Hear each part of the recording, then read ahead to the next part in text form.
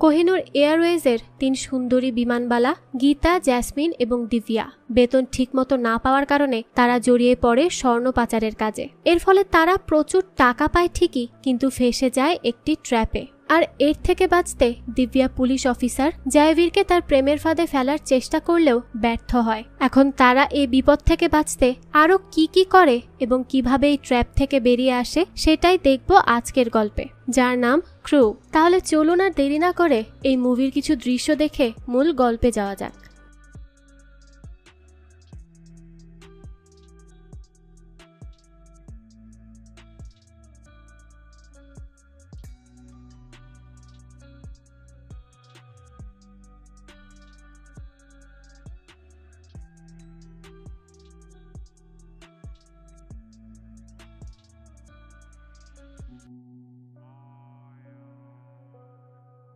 গল্পের শুরুতে আমরা একটা এয়ারপোর্টের দৃশ্য দেখতে পাই, যেখানে কিছু একটা তো হয়েছে।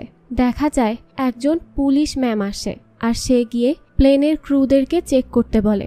সেখানে 3 জন ক্রুকে নিয়ে আসা হয় তাদের চেকিং করার জন্য, এবং তাদের 3 জনের নাম হচ্ছে গীতা, জ্যাসমিন আর দিব্যা। তো প্রথমে আমরা দিব্যার জীবন সম্পর্কে কিছু জানতে পারি। যেমন সে ছোটবেলা থেকেই পাইলট হতে চাইতো, আকাশে ওড়ার স্বপ্ন ছিল তার আজীবন। সেই মতোই তার পরিবার তাকে এই ফিল্ডেই পড়াশোনা করার জন্য ভর্তি করিয়ে দেয়, আর এই জন্য তারা অনেক লোনও করে ফেলেছিল। তো এত চেষ্টা আর এত কিছুর পরও সে পাইলট হতে পারে না, তাই হয়ে যায় বিমানবালা, কারণ এর ফলেও সে আকাশেই উঠতে পারবে। তবে সে তার পরিবারকে এই বিষয়ে কিছুই জানায় না, কারণ তাহলে তারা কষ্ট পাবে। তাদের লোনের টাকা দিয়ে তাকে পড়ানো হয়েছে, আর এখন সে পাইলট না হয়ে বিমানবালায় পরিণত হয়েছে। তাই প্রতিদিনই যখন তার ফ্লাইট থাকে সে বাড়ি থেকে বের হয় পাইলটের ইউনিফর্ম পরে, আর তার ফ্যামিলি জানে সে একজন পাইলট। আর বাড়ি থেকে আসার পর একটা চেঞ্জিং রুমে যায়, আর সেখান থেকে সে আবারও বিমানবালার কাপড় পরে আসে। আর এই বিমানবালার চাকরি করেই সে তার পরিবারের লোন শোধ করার চেষ্টা করছে। তাই সে গীতাকে বারবারই জিজ্ঞেস করে যে আমাদের বেতন কবে দিবে। আসলে তাদের বেতনটা ঠিকঠাক মতো দেওয়া হচ্ছিল না। এটা নিয়েই দিব্যা একটু টেনশনে ছিল, কারণ তাকে যে লোন পরিশোধ করতে হবে। এই তো গেল দিব্যার কাহিনী। এরপর আমরা গীতার জীবন সম্পর্কে জানতে পারি। গীতার হাজবেন্ডের নাম হচ্ছে অরুণ শেঠি। তো সে মোটামুটি ভালোই থাকে তার হাজবেন্ডকে নিয়ে। তারা বেশ বড় লোকও বটে, আর তারা হাজবেন্ড ওয়াইফ মিলে একটা রেস্টুরেন্টও চালায়। তবে কোনো এক ঝামেলার কারণে তাদের পড়তে হয় আর্থিক সমস্যায়, আর এরপর থেকেই সে তার জীবনের প্রতি খুবই হতাশ।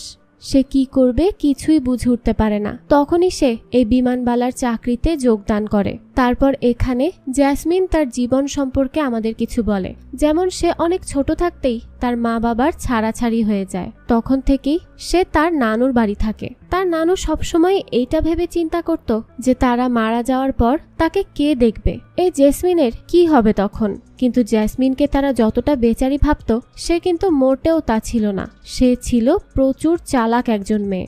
জ্যাসমিন ছোটবেলা থেকেই স্বপ্ন দেখত অনেক বড় হওয়ার। তাই সে ছোট থেকেই টাকার জন্য অনেক কিছু করেছে। তার টাকার প্রতি একটু বেশি আগ্রহ। তো আমরা ধরতে পারি জ্যাসমিনের জীবনের একমাত্র লক্ষ্য শুধুই টাকা। তো এরপর দৃশ্য বর্তমানে আসে, আর আমরা এই 3 জনকে একটা রুমে দেখতে পাই, যেখানে পুলিশ ম্যাম এসে বলে, কি ব্যাপার, তোমাদেরকে বসতে কে বলেছে, এভাবে বসে আছো যে। তো এই কথা শোনার সাথে সাথে তারা দাঁড়িয়ে যায়। তো তারা দাঁড়িয়ে থাকলে আবারও তাদেরকে বসতে বলা হয়। তো ওই পুলিশ ম্যাম বলে, তোমরা যা কাহিনী করেছো তার জন্য তো তোমাদের সোজা জেল হবে, তা কি একটুও চিন্তা করনি? এখন আমাকে বলো যে এই বোকার মতো কাজ কেন করতে গেলে, কি দরকার ছিল এইসব করার? তো এখানে সে কিসের কথা বলছে সেটা আমরা একটু পরেই জানতে পারবো। তারপর এখানে আমরা 6 মাস আগের দৃশ্য দেখতে পাই, যেখানে তারা 3 জন এই এয়ারপোর্টে আসে। তাদের একটা ফ্লাইট আছে, আর তারা 3 জন হচ্ছে সেই কোহিনুর বিমানের বিমানবালা। তো এরপর দেখা যায় এখানে তারা যাত্রীদেরকে বুঝিয়ে দেয় যে কি করে সিট বেল্ট লাগাতে হয়, আর পরে অক্সিজেন মাস্ক কি করে পরতে হয়। এরকম যা যা তাদের বলার দরকার সেই সবগুলোই তারা আগে যাত্রীদেরকে দেখিয়ে দেয়, যাতে পরবর্তীতে তাদের কোনো সমস্যায় পড়তে না হয়। তারপর তারা এখান থেকে ফ্লাই করে। এরপর দেখা যায় তারা 3 জন আজ একটা হোটেলে ওঠে, পরে আবারও তারা একটা ফ্লাইট অ্যাটেন্ড করে। আসলে এভাবেই বিমানবালাদের জীবন চলে, যেমনটা এদের তিনজনের চলছে। তো তারপর তারা তিনজন বসে খাবার খেতে থাকে। তারা খাবার খেতে একটা ক্যান্টিনে এসেছিল, সেখানে তারা কিছু খাওয়া দাওয়া করে আর আবারও পরের দিন ফ্লাইট অ্যাটেন্ড করে। এরপর দেখা যায় কোহিনূর এয়ারলাইন্স নাকি অনেক কর্জে ডুবে গেছে, তাই এই নিয়ে দিব্যার চিন্তা হতে থাকে। আর সে গীতাকেও জিজ্ঞেস করে যে তাদের কি হবে, তারা কি বেতন পাবে না। গীতাও তো এটা নিয়ে চিন্তিত। তো সে এখানকার সিনিয়র রাজবংশীর সাথে এই নিয়ে কথা বলে। রাজবংশী জানায় যে তাদের বেতন খুব শীঘ্রই দিয়ে দেওয়া হবে, আর এয়ারলাইন্সে এরকম সমস্যা মাঝে মধ্যে হয়েই থাকে, এটা ব্যাপার না, দিওয়ালির সময় তারা সবকিছু পেয়ে যাবে। আসলে এই গীতা এখানকার একজন এমপ্লয়িকে মাঝে মধ্যেই সাহায্য করত টাকা দিয়ে, কিন্তু এখন স্যালারি না পেলে সেটাও তো করা সম্ভব না। এই জন্য সেও একটু চিন্তিত হয়ে যায়। তো সারাদিন তারা তাদের কাজ করার পরে একটু রেস্ট নিচ্ছিল, তখনই প্লেনের মধ্যে হঠাৎ করে সেখানের একজন অফিসার রাজবংশী আসে, আর সে হঠাৎ করেই নিচে পড়ে যায় আর সেখান থেকে আর ওঠে না। তাকে অনেক ডাকাডাকির পরও সে সাড়া দিচ্ছিল না। গীতা তখন একটু ভয় পেয়ে যায় যে হঠাৎ করে এটা আবার কি হলো। তাই গীতা বারবার করে তাকে ডেকে তোলার চেষ্টা করে। তো এখানে তারা তিনজন মিলে ঠিক করে যে তাকে সিপিআর দিবে, তবে জেসমিন আর দিব্যা এটা করতে রাজি হচ্ছিল না। জেসমিনের ধারণা ছিল তাকে সিপিআর দিয়ে কোনো লাভ নেই, সে হয়তো একেবারেই টপকে গিয়েছে। তখনই এই কথা শুনে দিব্যা বমি করতে শুরু করে আর গীতাকে বলে তাড়াতাড়ি সিপিআর দাও, হতে পারে বেঁচে যাবে। তো গীতা তখন বাধ্য হয়েই তাকে সিপিআর দিতে যায় আর রাজবংশীর শার্ট খুলতে যায়। তখনই তাদের চোখ কপালে ওঠার মতো অবস্থা। তারা দেখে রাজবংশীর শরীরের মধ্যে লাগানো রয়েছে অনেকগুলো স্বর্ণের বার। গীতা তো এটা দেখে তাড়াতাড়ি করে তাদের অফিসে কল করে আর জানায় এখানে একটা ইমার্জেন্সি আছে। এরপর তারা তিনজন মিলে রাজবংশীকে তুলে অন্য জায়গায় নিতে যায়। আর তখনই জেসমিন বলে ওঠে, ধুর, এত আপসেট তো আমি আমার মায়ের ফিউনারেলেও ছিলাম না, এত আপসেট হওয়ার কি আছে। দিব্যা তখন বলে, আমি আসলে আমার জীবনে এর আগে কখনোই লাশ দেখিনি, তাই খুব অদ্ভুত লাগছে। গীতা বলে, এই লোক তো লাশ আরো আগে থেকেই ছিল, তার ভেতরে 100 রোগ নিয়ে ঘুরত, তো এত রোগ থাকলে লাশ তো একদিন হওয়ারই ছিল, নিজের ব্যাগটা পর্যন্ত সে উঠাতে চাইতো না। দিব্যা বলে, হ্যাঁ, কারণ এত স্বর্ণ যে উঠানোর ছিল তাই। তখনই জেসমিনের মাথায় শয়তানি বুদ্ধি আসে আর সে বলে ওঠে, কি বলো, তাহলে এই স্বর্ণের বারগুলো আমরাই রেখে দেই। এই কথা শুনেই তো তারা রাজবংশীকে নিচে ফেলে দেয় আর সবাই মিলে বলে ওঠে, কি। দৃশ্য এরপর আসে বর্তমানে আর অফিসার বলে, বল কোথায় আছে। জেসমিন বলে, ম্যাডাম, আপনি আমাদেরকে আগে বলবেন তো যে আপনি কি খুঁজছেন। অফিসার বলে, এই চিকনি, বেশি নাটক করতে হবে না, ঠিক আছে, সত্যি কথা বল, সোজা সোজা বলে দে স্বর্ণ কোথায়। এই কথা শুনেই তারা তিনজন এমন ভাব নেয় যেন জীবনেও স্বর্ণের নামই শোনেনি তারা। গীতা বলে, কি বলছেন কি ম্যাডাম, আমরা সত্যি এসব স্বর্ণ নিয়ে কিছুই জানি না, আমাদেরকে এসব জিজ্ঞেস করে কোনো লাভ নেই। তখন ওই অফিসার বলে, একটা লোক যে বডিতে স্বর্ণ রেখেছিল আর সে যে ওই অবস্থাতেই মারা যায় তার কথা বলছি, তার কথা কি তোমরা কিছুই জানো না? ঠিক করে বলো। আর তার বডিতে তো তোমরাই পেয়েছিলে সব, তাই না? কি বলো? তারা তিনজনই তখন বলে, হ্যাঁ, আমরাই তো পেয়েছিলাম। অফিসার বলে, তাহলে এখন বলো যে তোমরা এইসবের মধ্যে নেই। তখনও তারা না বলেই মাথা নাড়ে যে তারা এই সম্পর্কে কিছুই জানে না। এরপর দৃশ্য আবারও অতীতে যায়। সেখানে তারা তিনজন মিলে রাজবংশীকে একটা সিটের সাথে একদম স্বাভাবিক অবস্থায় বেঁধে রাখে আর তারা তাকে এমন ভাবে রাখে যেন দেখে মনে হচ্ছে রাজবংশী বেঁচে আছে। তো জেসমিন তখন দিব্যা আর গীতাকে বোঝায় যে আর কত এইভাবে ফ্রি মানুষের সেবা করে যাবে, এখন তাদের কপাল খুলতে পারে, তাই এটাই সুযোগ, এটাকে কাজে লাগিয়ে আমরা সবাই নিজের নিজের স্বপ্ন পূরণ করতে পারি। এই স্বর্ণ নিয়ে নিলে কেউই টের পাবে না আর আমরাও অনেক টাকার মালিক হব, আমাদেরকে আর এই কাজ করতে হবে না। কিন্তু জেসমিনের এসব কথায় দিব্যা আর গীতা একদমই পাত্তা দেয় না। তারা তার কথায় কোনোভাবেই কনভিন্স হতে পারছিল না। দিব্যা তো বলেই দেয় যদি তারা ধরা পড়ে তাহলে প্লেন তো দূরের কথা, এয়ারপোর্টেও ঢুকতে দিবে না তাদেরকে। তাই সে তাকে বলে, শোন, এত লোভ ভালো না, এত লোভ করিস না। জেসমিন বলে, আমার আর কি করার আছে, তোরা যদি লক্ষ্মীকে পায়ে ঠেলে দিস, এটাকে কাজে লাগিয়ে নিজেদের কপাল না খুলিস, তাহলে আর কিছুই বলার নেই, যা ইচ্ছা করতে পারিস। তখন জেসমিন একটা স্বর্ণবার নিতে চাইলে গীতা বলে, এই টাচ করবি না, আর কারো সাথে কোনো কথা না বলে চুপচাপ বসে থাক, মাথা কিন্তু কাজ করছে না একটুও। তারপরে দেখা যায় প্লেন আকাশে উড়াল দেয়। এদিকে দৃশ্য আবারও আসে বর্তমানে, যেখানে দেখা যায় পুলিশ ওই স্বর্ণবার সহ রাজবংশীর মৃত লাশ উদ্ধার করে। সেখানে অফিসার ম্যাডাম আরেক অফিসার জাইভিরকে বলে, স্যার এই লাশ সহ স্বর্ণ প্রথমে দেখে ওই 3 জন। তখন জাইভির দেখে এই 3 জনের মধ্যে একজন মানে দিব্যাকে সে আগে থেকেই চেনে, কারণ তার সাথে তার একটা ক্লাবে দেখা হয়েছিল আর তারা অনেক কাছাকাছিও চলে এসেছিল। তো এরপর এখানে জাইভির এসে দিব্যার সাথে দেখা করে আর বলে, আরে দিব্যা কেমন আছো, অনেকদিন পর দেখা হলো। দিব্যা আসলে একটু ইতস্তত বোধ করছিল, তারপরও সে বলে, হ্যাঁ ভালো। আর তুমি জাইভির, তুমি এখানে কি করছো? জাইভির বলে, আমি ভাবিনি আমার আবার দ্বিতীয়বার দেখা হবে তোমার সাথে, দেখা হয়ে অনেক ভালো লাগছে। আসলে এখানে আমার ট্রান্সফার হয়েছে, তবে যদি জানতাম তোমার সাথে এখানে দেখা হবে তাহলে তো আরো আগেই চলে আসতাম। দিব্যা তখন তার কথায় আর কিছুই বলে না, কারণ সে বুঝতে পারে জাইভির তার সাথে চান্স নেওয়ার চেষ্টা করছে। তারপর অফিসার ম্যাডাম আসে, দিব্যার থেকে 2টা সাইন নেয় আর জাইভির বলে, আবার তোমাকে দরকার হতে পারে এইসব নিয়ে জিজ্ঞাসাবাদের জন্য, তাই যখনই ডাকবো চলে আসবে কিন্তু। দিব্যা বলে, ও আচ্ছা ঠিক আছে। এদিকে মিত্তালকে খুব বকাবকি করা হয়, তার এয়ারপোর্ট দিয়ে একজন এত কেজি স্বর্ণ নিয়ে যাচ্ছিল আর তারা বুঝতেও পারেনি এটা কিভাবে সম্ভব। মিত্তাল তখন কিছুই বলে না, সে চুপচাপ সব বকা শুনে নেয়, কারণ না হলে এই ব্যাপারটা আরো বড় হয়ে যাবে। এরপর দেখা যায় রাতে গীতা তার হাজবেন্ড আরুণকে বলে যে এই বয়সেও রাজবংশী পাচার করার কাজ করছিল, এটা কিভাবে সম্ভব, তাও হাতে নাতে ধরা পড়ল মারা যাওয়ার পর। আরুণ তখন বলে, সে এটা করবে এটাই তো স্বাভাবিক, কারণ এতে তো প্রচুর টাকা পাওয়া যায়। গীতা বলে, হ্যাঁ হতে পারে, এতে অনেক টাকা পাওয়া যায়, তবে এসব আমার ভালো মনে হয় না। আর আমরা হয়তো এত বেশি ভালো মানুষই দেখাই দেখেই আমরা সবার পেছনে পড়ে থাকি। আরুণ তখন মন খারাপ করে আর বলে, আসলে আমার মাঝে মাঝে মনে হয় তোর জন্য আমি কিছুই করতে পারিনি রে, নিজেকে খুব অপরাধী মনে হয়। তখন গীতা আরুণকে জড়িয়ে ধরে আর বলে, আরে বোকা ছেলে, তুই তো আমার জীবনের অনেক বেশি কিছু, এর থেকে বেশি আমার আর কিচ্ছু চাই না। অন্যদিকে জেসমিন তার বাড়ি আসে, তখন তার নানুকে সে বলে, নানু আমি চলে এসেছি। নানু বলে, কিন্তু এত তাড়াতাড়ি আসলি যে, তুই তো বললি সময় লাগবে। জেসমিন বলে, হ্যাঁ সে অনেক বড় কাহিনী, পরে বলছি নানু। এদিকে দিব্যাও গিয়ে দেখে যার বাসার অবস্থা একদমই ভালো না, কারণ সে তো কাজ করে টাকা দিতে পারত না আর তারা তো আগে থেকেই লোনে ডুবেছিল।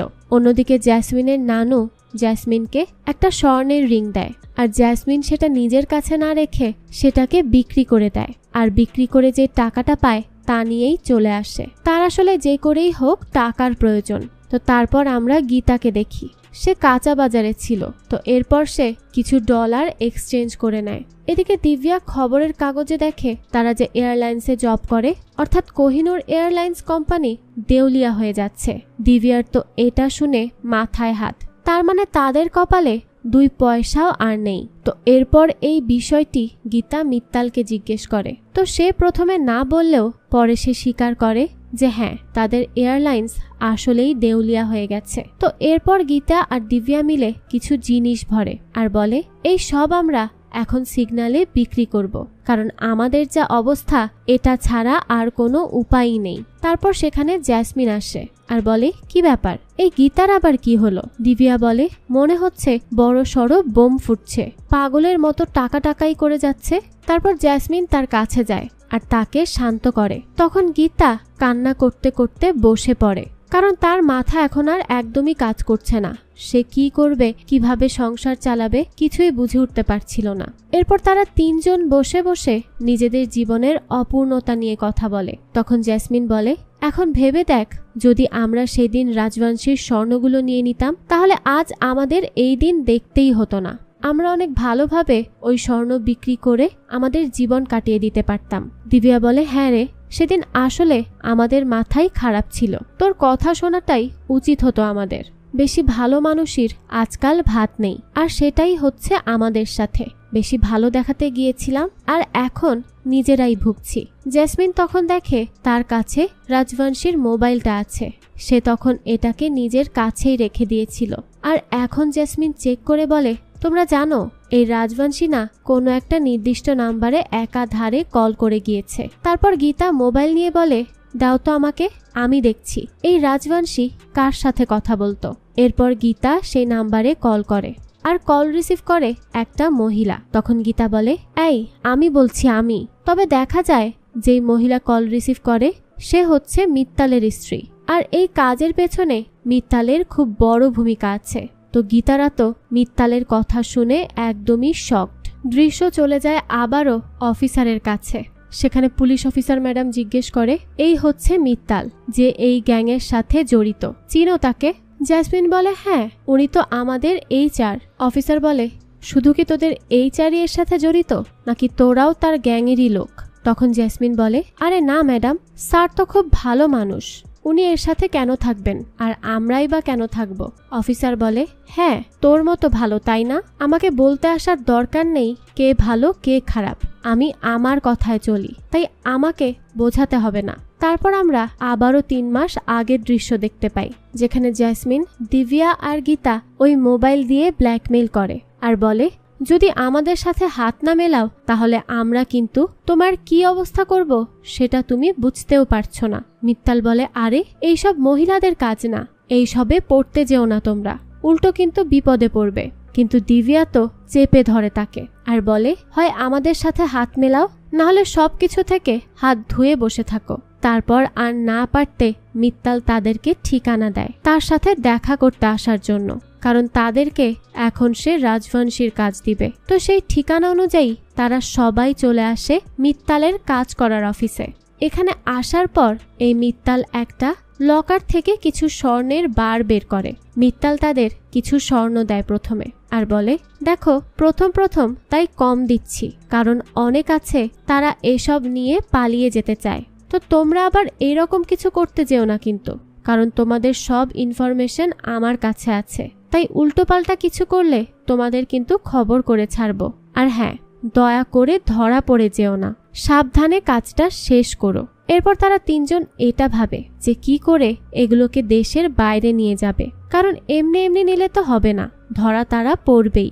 তখন তারা চকলেট খাচ্ছিল, আর হঠাৎ করেই তাদের মাথায় আসে যে এই স্বর্ণগুলোকেই গলিয়ে তারা চকলেটের শেপ দিবে, আর পরে চকলেটে ডুবিয়ে একদম সেম চকলেট বক্সে করে নিয়ে যাওয়ার চেষ্টা করবে। তারপর তারা সেই অনুযায়ী সব করে এবং তাদেরকে কেউ ধরতেই পারে না, আর তারা এভাবেই স্বর্ণ পাচারও করে ফেলে আর অনেক টাকা পয়সাও পায়। এরকম করতে করতে অনেক ভালো টাকাই তাদের হাতে আসে, তাই তারা তাদের ফ্যামিলিতে টাকা দেয়, আর তাদের ফ্যামিলিও খুব খুশি তাতে। এরপর জেসমিন তার নানুর রিংটাকেও আবার ছাড়িয়ে আনে টাকা দিয়ে, আর সেটা তার নানুর হাতে পরিয়ে দেয়। তার নানু তো খুব বেশি খুশি হয় যে অবশেষে তার নাতনি কিছু করছে। এইদিকে এইরকম করতে করতে প্রায় তারা স্বাভাবিকভাবেই পাচার করছে, এইরকমই মনে হতে থাকে তাদের। তো এখন আজ প্রথমবারের মতো পুলিশ অফিসার ম্যাডাম তাদেরকে আটকায় চেকিং এর জন্য। তো তাদের তো তখন ঘাম ছুটে যাওয়ার মতো অবস্থা হয়। অফিসার ম্যাডাম তখন ব্যাগ খুলে দেখে অনেক চকলেট এখানে, তাই ম্যাডাম বলে, বাহ, আপনার তো দেখা যায় চকলেট খুব প্রিয়, এত চকলেট নিয়ে যাচ্ছেন। গীতা বলে, হ্যাঁ। সেই সময় জেসমিন দেখে সেখানে জয়বীর আছে, আর সে বুদ্ধি করে দিব্যাকে কথা বলায় জয়বীরের সাথে, এবং জয়বীর এসেই ম্যাডামকে বলে, আরে এইসব কি করছো, নিজেদের লোককে তো অন্তত ছেড়ে দাও, শুধু শুধু সময় নষ্ট। তো আজকের মতো তারা কোনো রকমে বেঁচে যায়। এরপর ফ্লাই করার সময় তারা 3 জন এটাই ভাবতে থাকে যে একটুর জন্য আজ বেঁচে গেলাম, না হলে তো আজ খবরই ছিল আমাদের। তো জেসমিন বলে, তো কি করতে চাও, বন্ধ করে দিবে এই কাজ? গীতা বলে, না, এত তাড়াতাড়ি করলে তো হবে না। তো এরপর দেখা যায় তারা 3 জন বাসে করে ফিরছিল। তখন জেসমিন বলে, আর এখন তো আমাদের আরোই চিন্তার কারণ নেই, কারণ আমরা তো নিজেদের মানুষ হয়ে গিয়েছি, অর্থাৎ জয়বীরের আপন মানুষ। আর এই সব কিছুর ক্রেডিট কিন্তু দিব্যার। দিব্যা বলে, আরে ধুর, এরকম কিছুই না। তখন জেসমিন মোবাইল কেড়ে নেয় আর দেখে জয়বীর দিব্যাকে ক্যান্ডেল লাইট ডিনারের জন্য বলছে, তাই সেই সেখানে হ্যাঁ বলে মেসেজ করে দেয়। তো আর কি, এখন তো দিব্যাকে যেতেই হবে, না হলে আবার সমস্যা আছে। তারপর দিব্যা আসে জয়বীরের সাথে ক্যান্ডেল লাইট ডিনারে। সেখানে গিয়ে তারা কিছুক্ষণ সময় কাটায়, আর দিব্যা তো এইসব করছে শুধুমাত্র জয়বীরকে ইউজ করতে, কারণ সে তাদের এই পাচার কাজে অজান্তেই অনেক বড় সাহায্য করছে তাদের। এদিকে আজ তাদের বেতন দেওয়া হয়, তবে এটা ছিল নামমাত্র, অর্ধেকেরও বেশি টাকাই আটকে রাখা হয়েছে। তো সেখানে তাদের সাথে কাজ করা একজন বলে, মনে হচ্ছে আমার ছেলেকে পড়াতে হলে এখন যে কোনো একটা সরকারি স্কুলেই দিতে হবে। আর শীতলের তো বোনের বিয়েরও অনুষ্ঠান ছিল, কি করে হবে এইসব? তখন সেখানে শীতল কান্না করে আর বলে, আর কিছুই হবে না, সব শেষ হয়ে যাচ্ছে। গীতা বলে, আরে কান্না করো না প্লিজ, আমি বুঝতে পারছি সব, কিন্তু চিন্তা করো না, সব ঠিক হয়ে যাবে, ভরসা রাখো। এরকম বেতনের সমস্যা তো অন্য এয়ারলাইন্সেও হয়েছে, তারপর আবার ঠিকও হয়েছে, তাই আমাদেরকে একটু ধৈর্য ধরতে হবে। এরপর দৃশ্য আসে বর্তমানে, আর আমরা দেখতে পাই অফিসার গীতাকে ছবি দেখায় আর বলে, বাহ, তোর তো অনেক শখ আছে দেখা যায়, BMW গাড়ি কিনে বসে আছিস।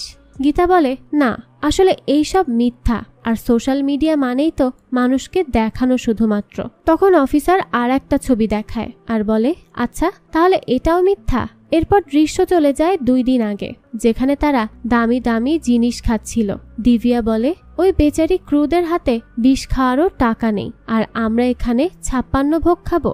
গীতা বলে, দেখ ভাই, একটু তো এনজয় করতেই হবে। তখন জেসমিন বলে, আজ আমরা বড় লোকদের মতো খাবো। তারপর জেসমিন অর্ডার দেয়, আর তখন দেখা যায় একজন হ্যাপি বার্থডে বলে জেসমিনের জন্য কেক আনছে। আসলে আজ তার জন্মদিন। তারপর জেসমিনকে গীতা আর দিব্যা মিলে একটা সুন্দর নেক পিস গিফট করে। গীতা বলে, কি ভেবেছিলি আমরা ভুলে গিয়েছি? তোর জন্মদিন আমরা কি করে ভুলতে পারি? তারপর তারা একসাথে অনেক নাচ গান আর মজা করে। দিব্যা বলে, আমার জীবনে আমি এত মিথ্যা কথা বলেছি যে এখন আমার নিজেরই মনে থাকে না কাকে কখন কোন মিথ্যাটা বলেছি।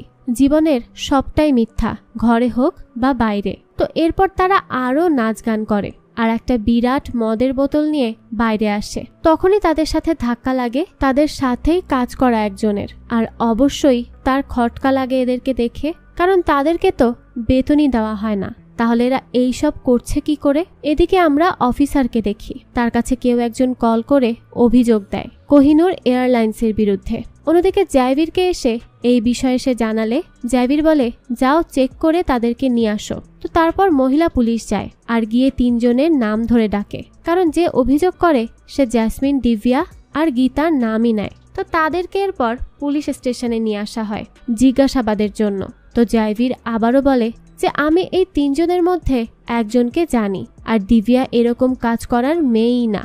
তারপর মহিলা পুলিশ সেই চকলেটগুলো আনে আর বলে, নে খা এইগুলো। গীতা বলে, না খাবো না। মহিলা পুলিশ বলে, ঠিক আছে আমিই খাচ্ছি। তো এরপর সে খুব কনফিডেন্স নিয়ে একটা চকলেটে কামড় দেয়, কিন্তু কোথাও সে স্বর্ণই পায় না। তারপর একে একে অনেকগুলো চকলেট খেতে থাকে আর আরো একজনকে খেতে দেয়, কিন্তু এগুলো তো চকলেটই, কোনো স্বর্ণ না। তারপর অফিসার বলে, এই বল কোথায় স্বর্ণ? তো তারপর আমরা এখন থেকে প্রায় 6 ঘন্টা আগের দৃশ্য দেখি। সেখানে জেসমিন মেকআপ করছিল আর গীতা বলে, আরে এত মেকআপ করা বন্ধ কর, আর এটা ফাউন্ডেশন, কোনো টাইম মেশিন না যে তোকে ইয়াং বানিয়ে দিবে, আর কত করবি এসব। তখনই দিব্যা আসে সেখানে, তাকে ক্যাপ্টেন জানিয়েছে একটা চেকিং হবে আর গ্রেফতারও করা হতে পারে কাউকে। তো এই কথা শুনে জেসমিন আর গীতার তো ভয়েই মাথা নষ্ট। তারপর তারা ভাবতে থাকে তারা কি করবে, আর কি করলে তারা এই স্বর্ণ সাথে নিয়ে ধরা পড়বে না। তো এরপর দিব্যাই স্বর্ণকে প্লেনের একটা পার্ট খুলে উপরে রেখে দেয়। তো দৃশ্য আসে বর্তমানে, আর অফিসার রেগে সব চকলেট হাতুড়ি দিয়ে ভাঙতে থাকে আর বলে, বল স্বর্ণ কোথায় রেখেছিস? তখন সেখানে অফিসার আসে আর বলে, এদেরকে যেতে দাও। মহিলা পুলিশ বলে, স্যার এই খবর মিথ্যা না, আমাকে যে খবর দিয়েছে সে এদের সাথেই কাজ করে আর সে তাদেরকে খুব ভালো করেই চেনে। কিন্তু পুলিশ অফিসার বলে, আমি বলেছি এদেরকে ছেড়ে দিতে, তাই চুপচাপ ছেড়ে দাও। তো এরপর না চাইতেও তাদের 3 জনকে ছাড়তে হয়। তারপর তারা বাইরে এসে দেখে কোহিনূর বিমান উঠছে। তখন তারা বলে, আমাদের স্বর্ণও তো চলে যাচ্ছে। তাদের সাথে সাথে মাথায় হাত দিয়ে দাঁড়িয়ে থাকে মিত্তালো। এদিকে গাড়িতে বসে বসে গীতা বলে, আমি জানতাম ওই শ্যাম্পেন আমাদের উপর একদিন বিপদ হয়ে আসবেই। দিব্যা বলে, আর ও যে BMW ছবি দিল, তুমি পড়ে আছো শ্যাম্পেন নিয়ে। দিব্যা বলে, তোর এইসব ঢঙের জন্য আমরা সবাই ফেসে যাচ্ছি। জেসমিন তখন রেগে গিয়ে বলে, আমি ওই কোমালকে মজা দেখাচ্ছি, ও কেন আমাদের বিরুদ্ধে অভিযোগ করবে? দিব্যা বলে, তুই তাকে কিছুই বলবি না, তার কি দোষ? ও দেখেছে তারা কেউ বেতন পায় না, আমরা তাহলে এইসব কি করে করছি? এই কাজ তার জায়গায় থাকলে আমরাও করতাম, আর আমরাও তো এখন মিত্তালের মতোই হয়ে গিয়েছি, একদম ক্রিমিনাল। গীতা বলে, তো কি করব? মহান হয়ে সবাইকে বিলিয়ে বেড়াবো? তাতে তো পেটও ঠিক থাকবে না আর মনও না। দিব্যা বলে, তাই বলে আমরা কি সবাই ক্রিমিনাল হয়ে যাব? জেসমিন বলে, এই শোন, তোকে কিন্তু আমরা কেউ জোর করিনি। তুই আমাদের সাথে দেখা করার আগে থেকেই তোর বাড়ির লোকজনকে মিথ্যা বলে আসছিস, তাই এত সহজ সরল হওয়ার কোনো দরকারই নেই। দিব্যা বলে, আসলে তোর সাথে কথা বলাই বেকার, তুই কিছু বুঝবিই না। তারপর দিব্যা আর জেসমিন মারামারি করতে থাকে। তখন গাড়ি থামিয়ে তাদের দুজনকেই বের করে দেয় গীতা। এদিকে গীতার ভাই আসে আর এসে তার কাছ থেকে কিছু টাকা নেয়। গীতা বলে, কি করছিস? তার ভাই বলে, আসলে আমার কিছু টাকা চাই। অরুণ বলে, হ্যাঁ টাকার দরকার। গীতার ভাই বলে, তো আপনার কি? আমি কি আপনার কাছে চাইছি? তাহলে এত কথা কেন বলছেন? নিজে তো সারা জীবন স্ত্রীর টাকায় চলে আসছেন, আর তুই দিদি, তুইও ভাইকে না দিয়ে স্বামীকেই দিবি? অরুণ বলে, তো ভাইকে কেন দিবে? ভাই কোনো কাজে আসলে তবেই না দিবে। এরপর গীতার ভাই আবারও আজে বাজে কথা বললে গীতা তাকে একটা থাপ্পড় দেয় আর সেখান থেকে বের হয়ে যেতে বলে। এদিকে দিব্যাকে তার ভাই দেখে ফেলে ক্রুর ইউনিফর্মে। তারপর দিব্যা তার ভাইকে সব কিছু খুলে বলে যে সে কেন এমন করে। সে আরো বলে, আমি আর মিথ্যা বলবো না, সবাইকে সবটা বলে দিব। কিন্তু দিব্যার ভাই বলে, এরকম কিছুই করতে যাবে না, কারণ এই সত্য বলে তুমি কিছুই পাবে না, বরং সব হারাবে। আর মা তো মানতেই পারবে না এত বছরের মিথ্যাকে, সে অনেক কষ্ট পাবে। তাই যা যেমন আছে তেমনই থাকতে দাও, আর তুমি শুধু নিজের মুখটা বন্ধ রেখে দিও, তাহলেই হবে। তারপর দিব্যা আর তার ভাই একসাথে বসে কিছুক্ষণ সময় কাটায়। এখন এইদিকে টিভিতে নিউজ হয় যে কোহিনূর প্লেন থেকে স্বর্ণের বৃষ্টি হয় চকলেটের প্যাকেটে করে। অনেকগুলো স্বর্ণের বল পাওয়া যায় যেগুলো একদম চকলেটের মতো করে রাখা। এখন এগুলো কি করে এখানে আসলো তা পুলিশ তদন্ত করে বের করার চেষ্টা করবে।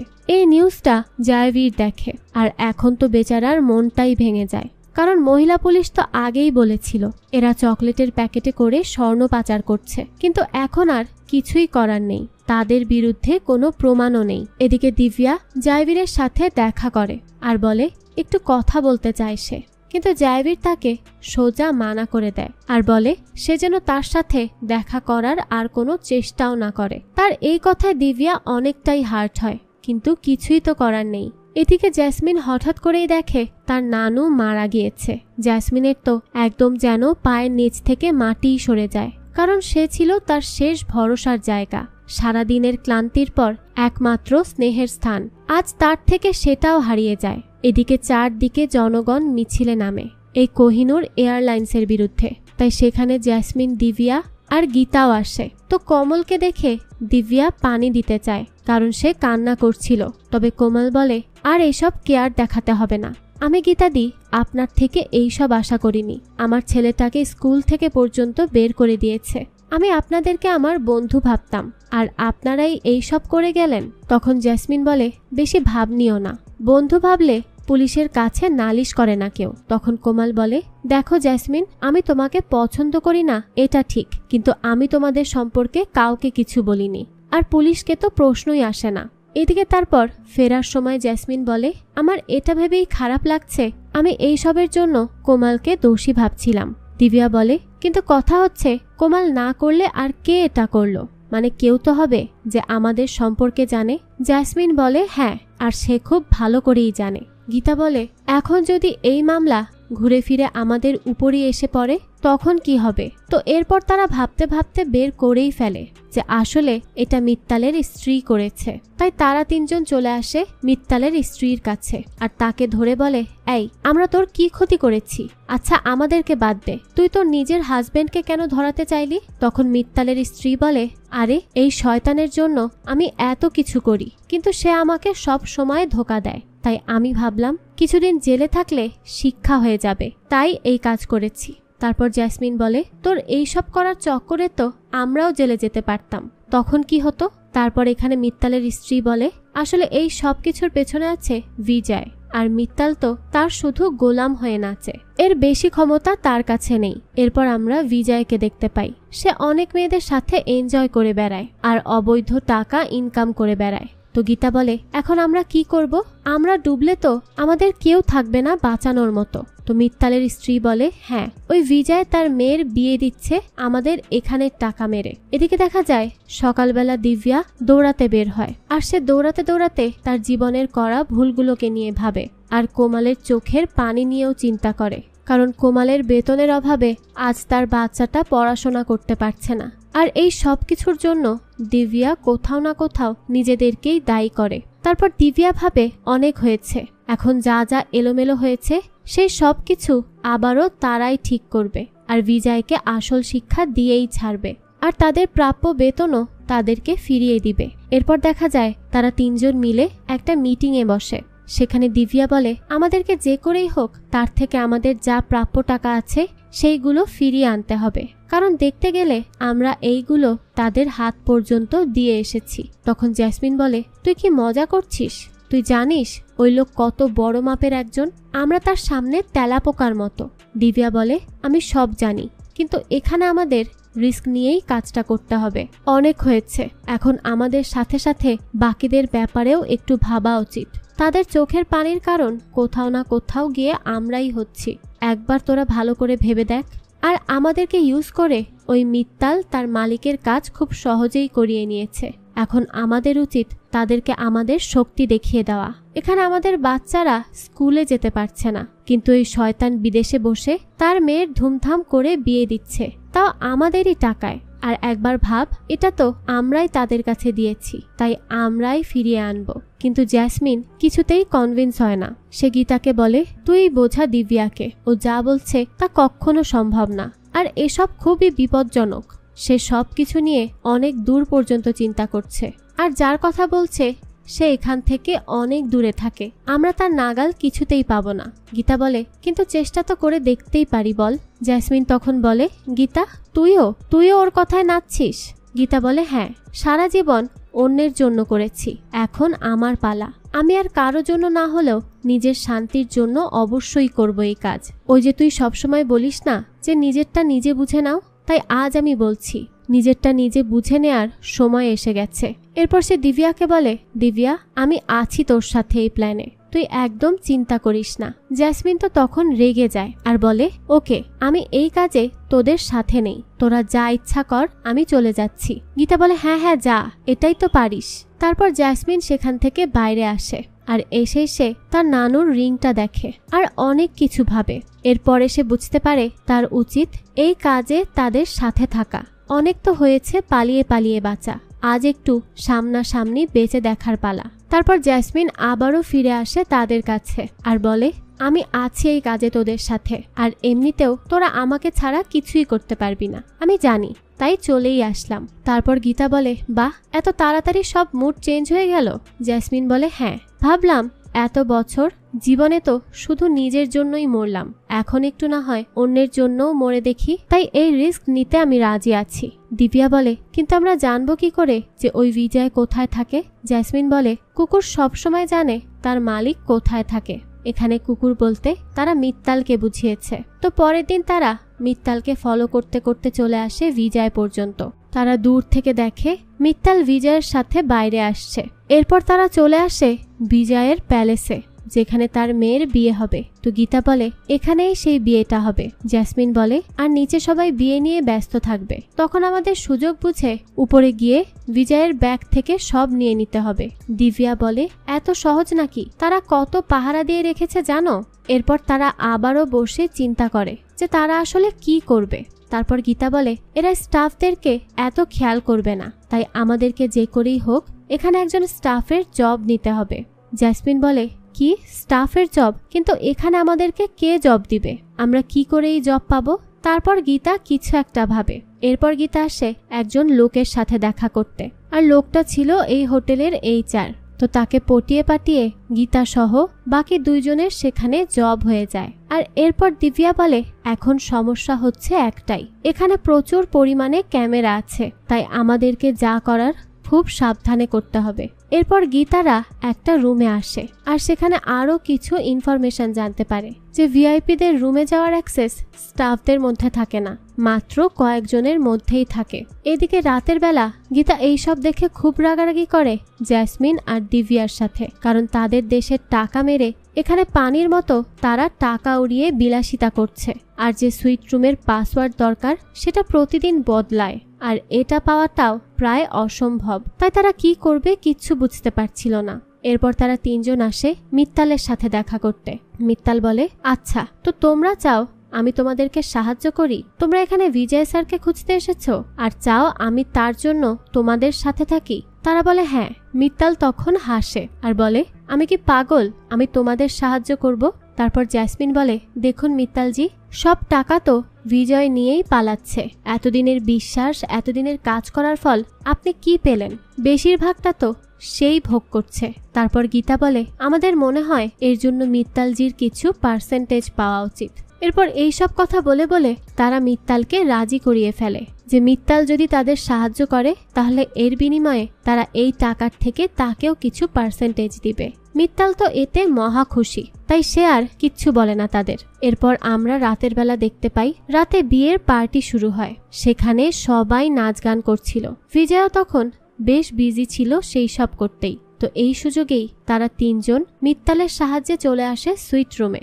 তারা তো খুব খুশি যে তারা ব্যাগ ভরে নিয়ে যাবে সব, তাই 3টা ব্যাগ ওপেনও করে। তবে দেখা যায় এখানে আসলে সব খালি, কিছুই নেই, অর্থাৎ তারা ফেল তাদের মিশনে। তারপর তারা কোনো মতে সেখান থেকে পালিয়ে বাইরে আসে। এসেই গীতা বলে, ভাবছি কোনো মাজারে গিয়ে বসে থাকবো, আর তোমরা চাইলে এসে খেয়ে যেও, কারণ এখন আর কিছুই করার নেই আমাদের, আমরা ফেল হয়ে গিয়েছি। দিব্যাও তখন হতাশ হয়ে বলে, হ্যাঁ আমরা ফেল। কিন্তু তখনই জ্যাসমিনের মাথায় আসে আর একটা বুদ্ধি, আর সে বলে, এত দূর কি আমরা খালি হাতে যাব বলে এসেছি? শেষ চেষ্টা তো করবই, আর আমাদের জিনিস আমরা ফিরিয়ে নিয়েই যাব।